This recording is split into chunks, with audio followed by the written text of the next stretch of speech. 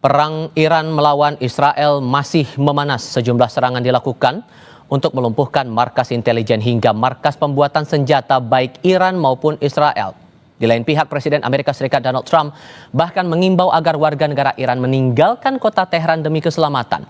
Apa makna seruan ini? Kami akan bahas dampak politik dan kekuatan militer dari Iran dan Israel bersama para narasumber. Bergabung saat ini Suzy Sudarman, pakar politik luar negeri dari Universitas Indonesia, dan Adrianus Prima Manggala, praktisi pertahanan lembaga KRIS. Selamat sore semuanya, dengan Tifal, apa kabar? Selamat sore, Tifa. Selamat sore. Terima kasih semua sudah bergabung bersama kami. Bu Susi, saya mulai dari Anda dulu. Karena belum lama ini Presiden Trump sudah menyatakan mempertimbangkan untuk bergabung dengan Israel, menyerang lokasi nuklir Iran, bahkan sudah keluar pernyataan kepada warga Iran untuk segera meninggalkan area yang terdampak dari konflik ini. Sejauh mana Anda membaca itu di tengah konflik yang masih memanas sekarang? Oke.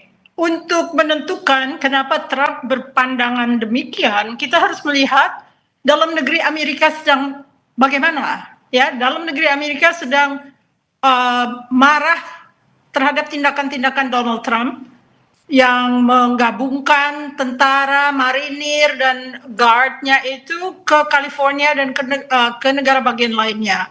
Lalu mereka juga marah soal parade militer Donald Trump. Jadi dalam hal ini, kalau kita melihat Donald Trump kenapa bertindak tertentu, dia ingin menghimpun warganya untuk mencintai dia dengan berperang, yaitu yang disebut rallying around the flag.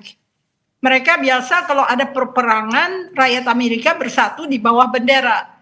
Tapi mungkin ada juga penasehat-penasehat dan senator-senator yang tidak setuju dengan tindakan Donald Trump. Sekarang seberapa jauh warga Kongres itu bisa menyetop Donald Trump, karena House of Representatives itu merah, ya. Jadi apakah akan terlaksana itu tergantung, karena sekarang pendukung Donald Trump yaitu MAGA itu terbelah dua, satu pihak yang tidak suka perang, satu pihak yang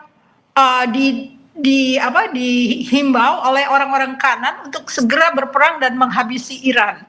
Jadi sekarang kita harus melihat bukan hanya kenapa Donald Trump melakukan ini atau itu adalah kepentingan pribadinya dia untuk self-preservation, untuk menjaga dirinya agar tetap populer di kalangan warga negara Amerika yang sudah sangat marah.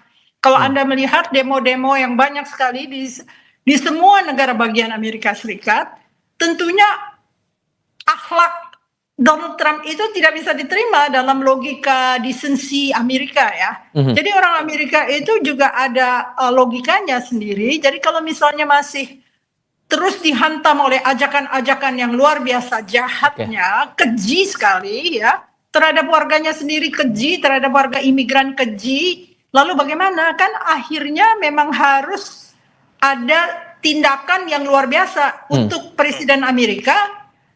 Seperti ada film dulu Tail Wags the Dog, ya. Jadi kalau dia punya permasalahan, dia akan meluncur ke luar negeri melakukan peperangan. Sehingga menurut Anda, sorry saya potong Ibu, sehingga sederhananya kalau kemudian terbukti bahwa Amerika Serikat ikut campur dalam konflik ini, apakah akan makin panas atau ada arah lain di sini?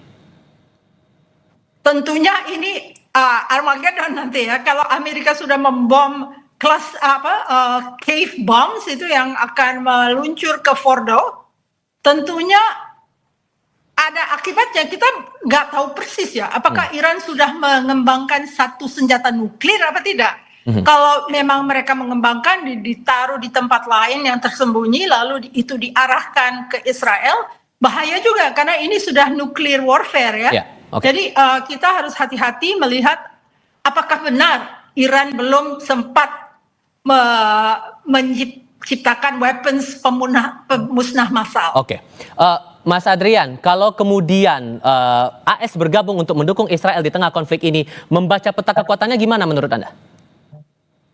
Ya, terima kasih. Saya akan mencoba melihat dari sudut pandang militer, ya.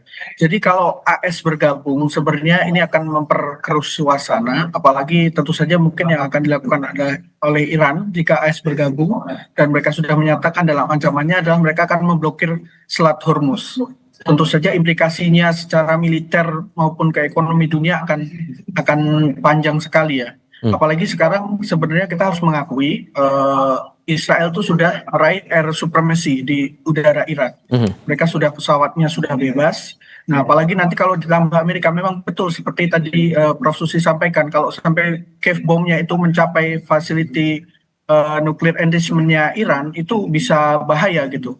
Bisa terjadi ledakan nuklir itu yang bisa memicu reaksi seperti itu. Oke. So kalau membaca arahnya ini sekarang, maka bakal berujung kemana kira-kira menurut Anda dengan membaca peta kekuatan yang ada sekarang?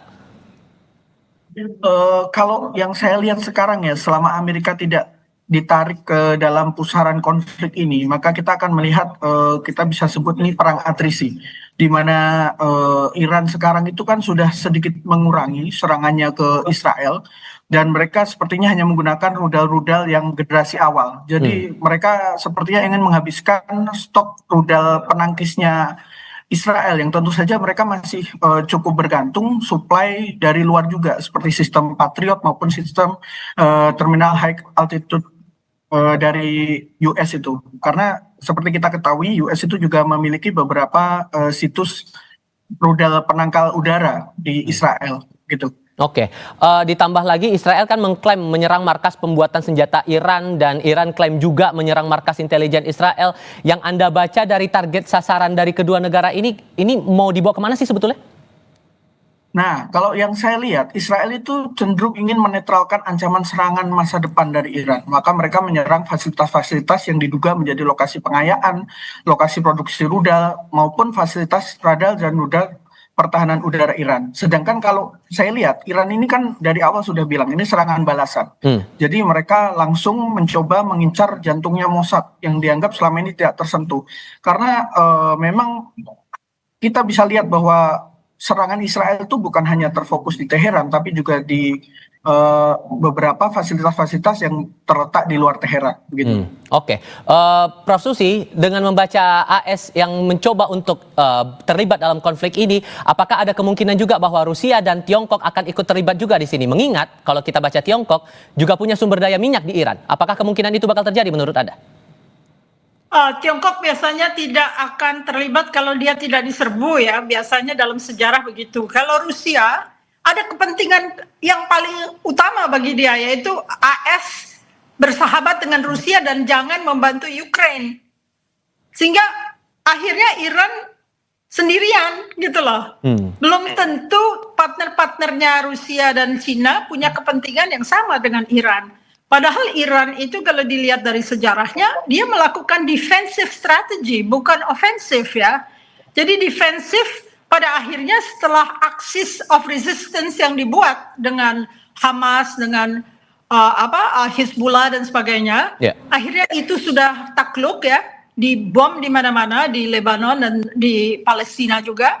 Akhirnya dia punya arah terakhir, yaitu nuklir. Nah sekarang yang menjadi tanda besar, apakah nuklir itu sudah siap apa belum oleh Iran? Karena kan selama ini, selama JCPOA itu ditunda atau dihapuskan, nggak ada yang menginspeksi nuklir sites dari Iran. Ya itu dia. Jadi bahaya ya. Oke, Mas Adrian, singkat saja, dengan Presiden Trump sudah bilang di Air Force One, saya tidak mau gencatan senjata, tapi kemungkinan gencatan senjata itu mungkin atau tidak?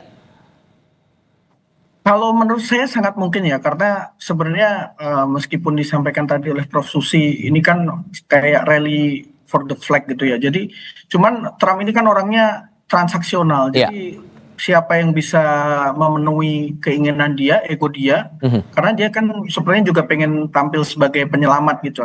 Karena kalau menurut saya ini bukan tentang isu nuklir, seperti kalau saya boleh bilang ya, karena baru bulan Maret kemarin Director of National Intelligence-nya US itu si Tulsi Gabbard tuh bilang, oh Iran itu tidak mengembangkan senjata nuklir, tapi kenapa sekarang tiba-tiba terlakukan serangan? Ini sebenarnya banyak hal yang menjadi pertanyaan, dan dari Israel sendiri kita lihat persiapannya sudah sangat matang lah. Mereka tahu posisi strategis dan sebagainya. Oke, sudah kami tangkap poinnya di situ. Mas Adrian, Bu Susi, terima kasih banyak sudah berbagi pandangan bersama kami kali ini. Sehat selalu semuanya. Selamat sore. Terima kasih.